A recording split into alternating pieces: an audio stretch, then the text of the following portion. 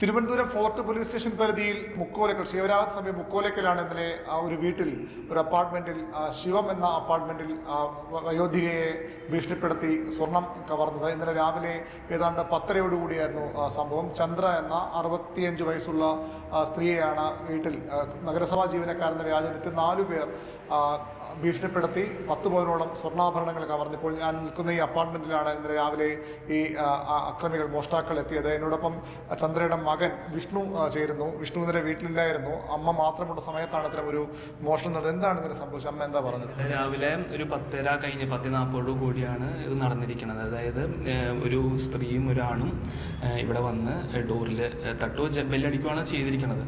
ആ സമയത്ത് അമ്മ സാധനം പൊതുവേ ആൾക്ക് അറിയാത്തൊരു വന്ന അതിൽ തുറക്കാറില്ല. ഇന്നലെ ഒരു സ്ത്രീ വന്നതുകൊണ്ടും ടാഗൊക്കെ ഉണ്ടായിരുന്നു. അപ്പോൾ നഗരസഭയുടെ ടാഗാണോ? അങ്ങനെ തന്നെയാണെന്നാണ് അവർ പറഞ്ഞത്. കോർപ്പറേഷൻ്റെ